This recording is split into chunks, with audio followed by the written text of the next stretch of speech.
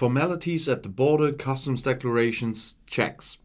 Exports of certain British foodstuffs have plummeted up to 90%. But manufacturers from the EU should also feel the new trade barriers by autumn at the latest. Cheddar, Glenfiddich and Welsh lamb have had a tough time in European markets since the UK left the EU for good. Food and drink exports to the EU fell by half in the first quarter. Compared to 2019, exports to the region have lost £2.1 billion, or 55%. Also compared to the previous year, which had a special role because of the beginning of the COVID lockdown, the decrease of 47% is considerable. Agricultural products have been particularly hard hit by the additional trade barriers since Brexit. In addition to import and customs permits, they need special veterinary or crop protection tests. This causes delays in transport and sometimes considerable additional costs. The drastic decline was already apparent in the first few months. The longer it lasts, the more it feeds the assumption that it is more than a one-off effect that can be explained by storage prior to the Brexit deadline. The loss of £2 billion of exports to the EU is a disaster for our industry and a very clear indication of the extent of the long-term losses that British manufacturers are facing because of the new trade barriers with the EU, said Dominic Gaudy, responsible for international trade at the Food and Drink Federation, the FDF.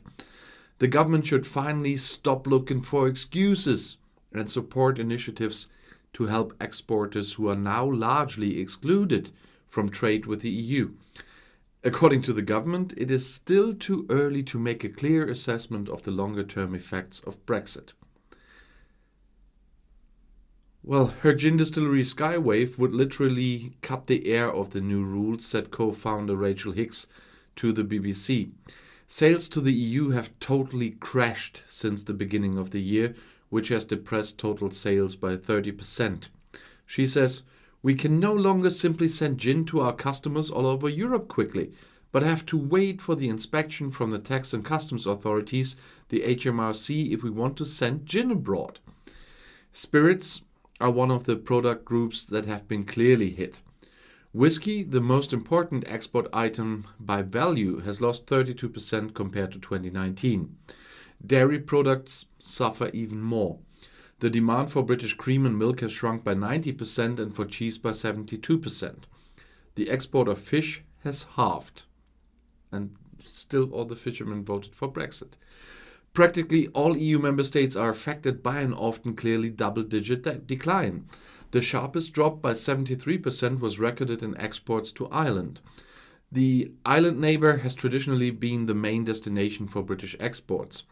Germany also recorded a significant decline of 64%.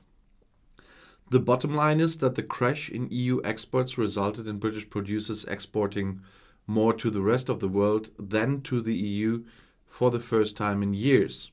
But there's still a big loss. Trade with partners outside the EU has remained largely stable over the past few years. In 2019, before the start of the pandemic, the EU share was still over 2/3.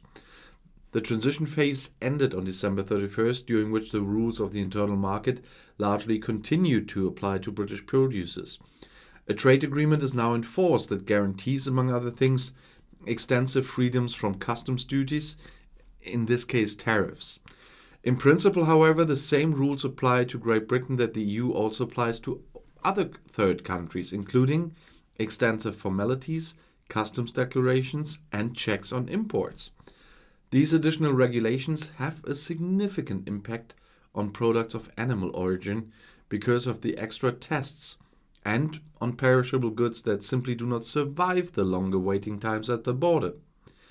Exporting goods that used to take 12 hours can now take a day or even a week, said Gaudy. Products that can only lie on retailers' shelves for a few days are therefore considerably more difficult to trade. Imports from the EU have also declined, albeit less markedly, at 23% in a two-year comparison. With a minus of 34%, Germany was one of the biggest losers. In this direction, however, the consequences of Brexit are not yet fully reflected, as Great Britain is currently still waiving a large part of the goods deliveries or the goods checks at the borders. The entire scope of customs and good checks will be introduced gradually from autumn to the turn of the year, we think. The British government is in the process of negotiating further trade agreements to open up new markets for the country's producers.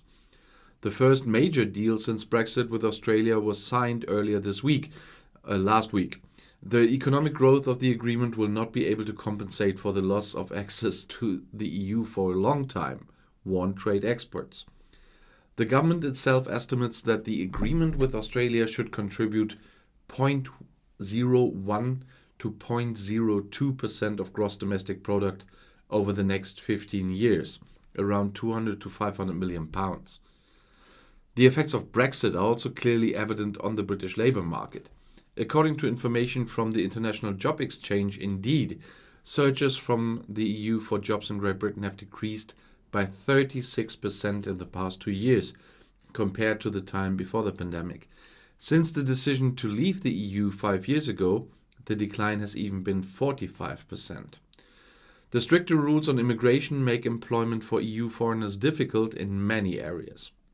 In some areas, the gaps could be filled thanks to increasing interest from the rest of the world, said Jack Kennedy, economist at Indeed.